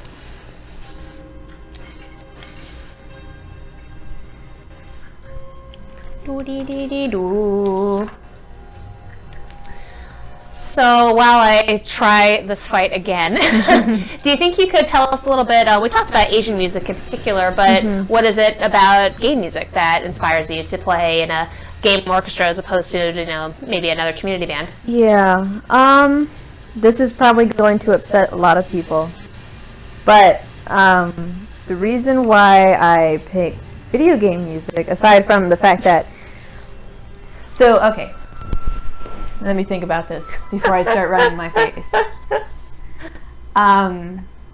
All through, like, elementary, middle, and high school, I played in various community orchestras and school orchestras, and we always played the same kind of music. And it was all classical music. And so, for me, I know a lot of people will disagree. To me, that is boring. I don't enjoy playing classical music. Okay. Ow! That didn't go What the well. junk? No. Let's try it again. And so when I got out of high school and I was looking for the student groups and I found GSO, I thought, oh, that's such a cool idea because I can play something other than freaking classical music. And I have a feeling that if it hadn't been for that, I probably would not have continued because I just didn't enjoy it. And so it's not really the fact that it's video game music, it's just exciting music that, you know, it's fun to listen to. Because I'm not actually that much of a gamer. I do play video games, just not... I prefer watching video games happen. So this is great for me. I can just watch. I don't have to do anything. But yeah. I think that's awesome. No, you're right. And I mean, I think a lot of our members feel similar. It's like there's a lot of variety, and there's a lot of different genres that game music can take form of. It's never any one thing. I mean, of course, we have our battle music, and it's great. And I love it. It's so exciting. For the chorus, we have our chanting in Latin and our scary kind of shouts and things like that that you hear now and again. All right, let's try this one more time. I often feel like I picked the wrong instrument, because the violin. It's like, well, what else are you gonna play? It's classical. You could do some bluegrass, maybe. Well, and that's where I started, actually. Oh, really? Yeah. Well, I not started, but when I started realizing that, I hate this, I started. I started doing bluegrass instead. That's really cool. Yeah. So bluegrass, Irish. That's my preferred form of music, on the violin at least, and mandolin. That's why I picked up mandolin. So I could do bluegrass. Scottish fiddle. Why not? Scottish fiddle. Scottish fiddle. Scottish. And it's great stuff. Alright. Let me look around and see if there's a save points over, because this is comical. Maybe I just have to get better at dodging those doofy laser attacks.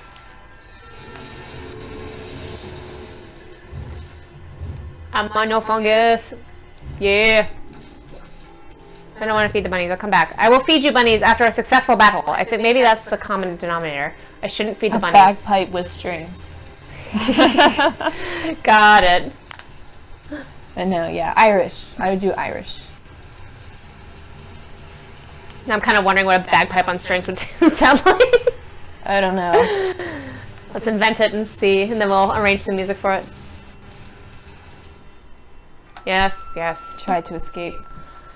There is no escape. I definitely did not have this much trouble back in my day when I was playing this just for fun. Yes. Alright, let's try this again. So yeah, pieces that we've done like Jib Jig. I love Jib Jig. Yeah, Jib Jig is from Donkey Kong Country. Yeah. And yeah, it's just this really jaunty Celtic tune. It's really lovely. For strings only. There might have been percussion. I'm sorry, I don't remember. But yeah, I love Jib Jig. Jib Jig! Alright, I'm running out of ink, and you have not been damaged one iota. So let's just... Over here. Yeah, I don't remember him being this difficult. I think I just have to jump. Yeah, I think you just gotta... Oh.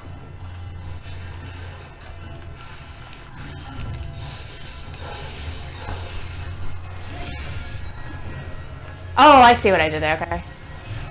Whoa! You have to block him. Do you not have any... I don't think I do, actually. What about the bone? Isn't the bone health? It is health. Let's... I forgot I had this. Use Holy Bone S. Use this. Use. Yeah, that's right. Fall up in the water, you jerk.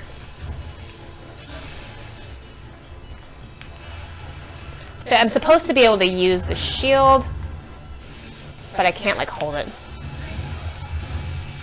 You're almost there.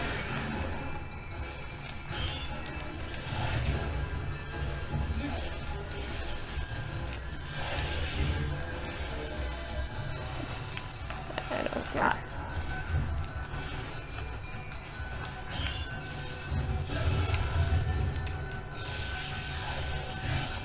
Oh no. Crap.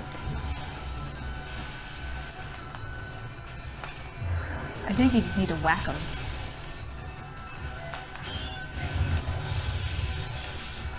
One more. So close. Get up. Yes! Yay! I threw bombs in his face. And he conceded defeat.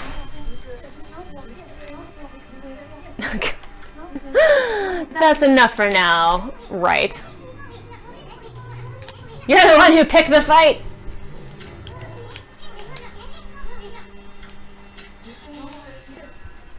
So I don't think that there are any myths or stories in which Yoshitsune and Amaterasu cross paths. I believe this was entirely invented for the game. Thank you for the applause. Thank you for the claps. I couldn't have done it without you. Orochi, the eight-headed serpent. The one who caused all this trouble.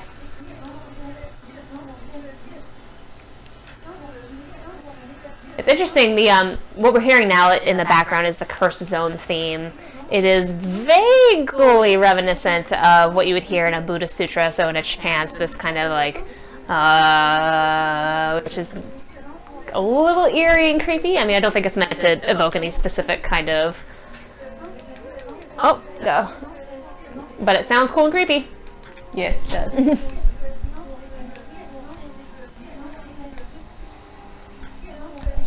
I never thought the sacred sword could be so easily removed. Another entirely invented relationship they made for this game was Susanoo no Mikino, who is actually Amaterasu's brother. Yeah. Is the god of storm and sun. So they Amaterasu and Susanoo came from the same creator god, as it were. Amaterasu came from the left eye. The god of the of moon came from the left. Susanoo came from his nose and was the wind and sea and storms. The sword that they're talking about that was taken is loosely based on a myth in which Amaterasu was jealous that Susanoo had created more people than her. And so he stole the sword to make amends for his sister, and she forgave him eventually. But in the game, he's just this kind of bumbling idiot. It's a shame, because Susanoo is a really interesting figure. Not what you used to be. Cannot dwell on past glories. You have dots for eyebrows. Yes.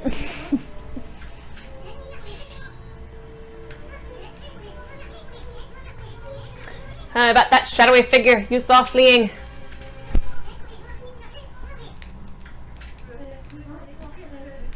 My little bouncing friend. Oh yes, you are pink now. That means that you're angry. Yeah, sure you can.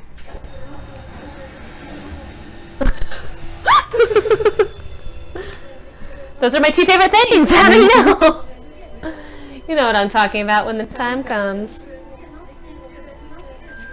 Work of a prophet is never done.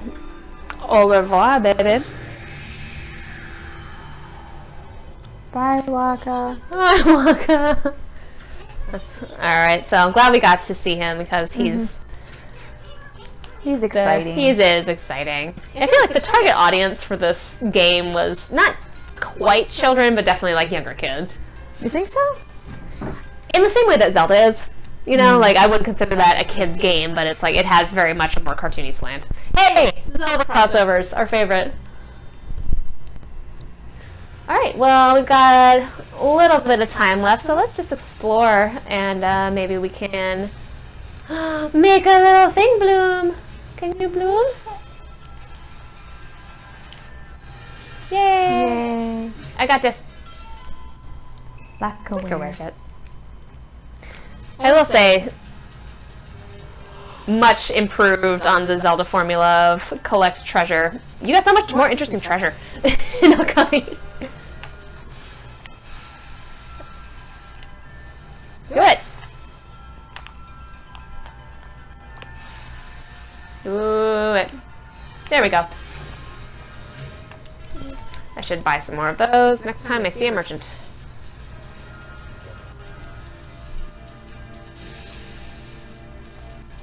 Oh, are you sad? Someone's sad, Katie. Let's go help them.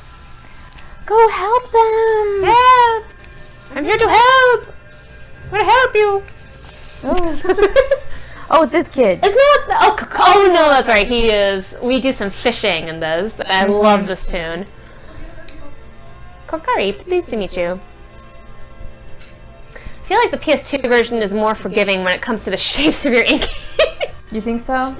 Have you played the Wii? I haven't. The main difference is that instead of holding the stick and button to do your drawings, you actually use the thing to draw. And well, if my foray into Super Mario Galaxy was any indication, I'm sure I would be the worst Okami player on the Wii. Key. We need a key deep in the forest. We heard a horrible roar deep from within. I didn't waste any time getting out of there. Oh, we need to find your dog. Yeah, we need to go find the puppy. I need to find Ume. Yeah, the other one that I actually haven't played is Okami Den, which is a sequel of sorts. This one, Amaterasu is a puppy. Yeah. It's for the DS. She was a puppy? I thought it was her kid. Oh, or something like that. Yeah, I thought it was meant to be like a prequel of one, or I don't know. I don't know. But that's kind of like probably the easier of the two games, because you use your stylus to draw. I am not trying to use this big bulky joystick. I can physically draw on a screen. Yeah. The music of Okami Den is not identical to Okami. I want to say it's probably fleshed out a little more. Like, it's just kind of, it uses more instruments. It just feels more expansive. But it's roughly the same soundtrack, just with maybe like some slight differences. Like the very first theme you hear in Okami is the celestial plane when you've just awoken and you're getting your first constellation. And it's this really lovely kind of mysterious tune. But in Okami Den, it's like super epic, like this place you're returning to after so long. So there's just little ways that it differentiates itself. All right, we'll save, and let's find the dog. Go find the dog. Go find dog. Heaven forbid I die again after that Waka fight.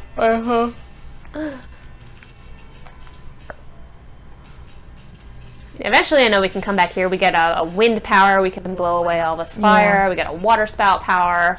My favorite was just draw the gigantic bolt of lightning. I always thought that was hilarious.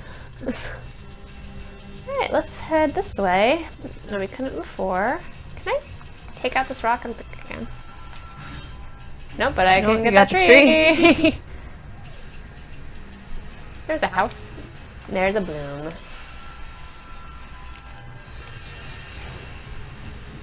What'd I get? Infinity. Oh, sweet. That's actually really useful. Does this lily pad stay stationary? I don't think it does.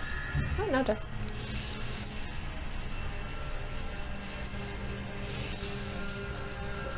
Well, let's get rid of this grossness over here. Get some more praise. Ooh. Sorry. Grow. Yeah. I did it! Yay! No, I didn't finish it. No, I didn't want to cut the grass! Did I fix it? Not yet? There we go. Beautiful. I got you some more bunnies. Money. Hungry bunnies. Why don't the bunnies want to eat meat?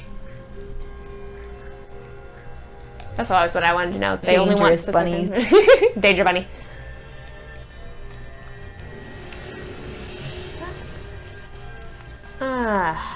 Bloom. Bloom. Gotta slip. Got a bear. Bear. It is as fearsome as the real thing. It sure is. You look upset over there. Are you the dog? I don't think that's a dog.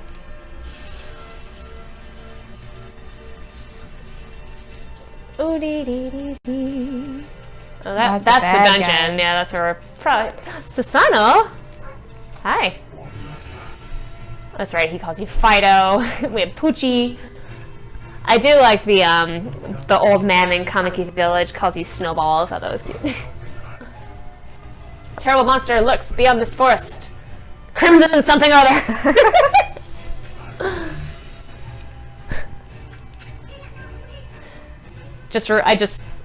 That means something very different in this day and age than it does now. 100 followers. I must rid Taka Pass of that terrible monster. Here's another mashup, so to speak. Like, we have our strings playing in the background, just like a very simple march pattern, but the shakuhachi is taking the lead in a way that is nothing like a traditional piece, but it's interesting to listen to, and it gives it a feeling and a flavor. Leave me be, you cur. Alright, well, here's a demon house. I'm gonna go into the demon house. I bet there are nice people who live here. I mean, you did just walk into their house. Can you really blame them for releasing the biwa playing butt slapping demon butts? Exactly. Yay!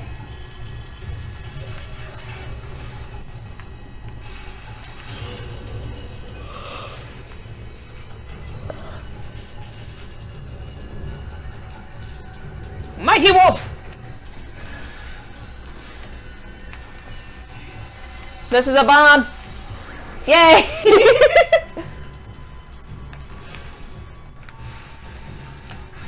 Yeah, if I had to be any more precise than that on the Wii, I don't think I would enjoy this game nearly as much.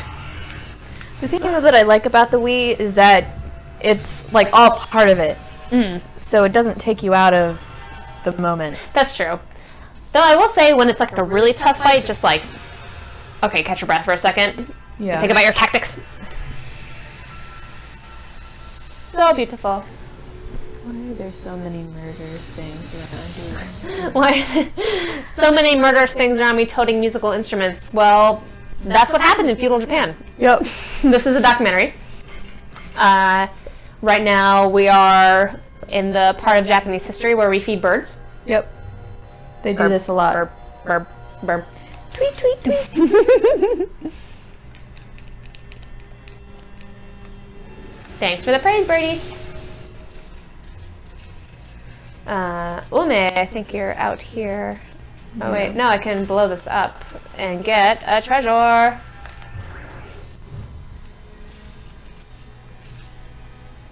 Dang.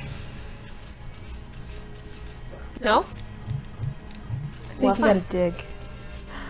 Look at the deer. Oh! Have some herbs. Amaterasu special herbs. I will sit and watch you eat. Alright, so in our last few minutes is the question I've been asking everyone. Do you think that there are some games that suit themselves better for adaptation than others? So like, or even parts of Okami that suit themselves better for adaptation than others? And, you know, you talked about Reset being an end theme, having a stronger narrative, as it were, than some of the other pieces. But what about other games, or maybe just in general? I mean, I think you're talking about just music, right? In general, yeah. Okay. I don't see why most themes couldn't be adapted. I think it just depends a lot on the skill level of the arranger. Like, for example, I would not take this theme that's playing right now and try to make a piece out of it, because I just don't have the skill necessary to make it interesting. But I do think that we have arrangers who could. So I think every piece has potential. You just have to be able to experiment. Yeah, and like we talked about before with Myst not necessarily having a specific piece that could just be, you know, directly adapted, but there's a way to put it together, so it is kind of a cohesive whole. Right. Exactly. You may only be a wolf, but manners are manners. The name's Isun. That's a bit of a melon chalky. It's me, the sun goddess Chalky. Kiba. You look silly. He does look silly. You know, you get when you defeat a monster. That's right. Okay, okay, okay.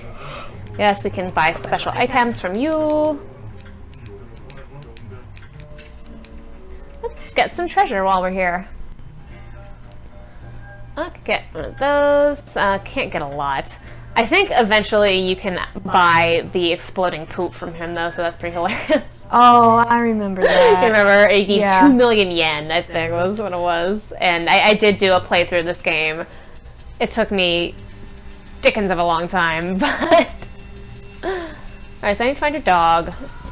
I don't want to go over there. I shouldn't go in that person's house just yet. You're sad. Alright, well, I think we might call it a day then. You're sad and you can't find your kid. I think I remember that. But thanks so much, everybody, for tuning in. Had a great time. And hope that you'll join us next week. We will be broadcasting Ghosts of Miami, as well as a couple other 80s inspired games as well. So we will see you next week at 1. Check us out at wmgso.org as well. Our summer concerts are coming up pretty soon in July and in early August. So we will see you next time. Bye-bye. Bye.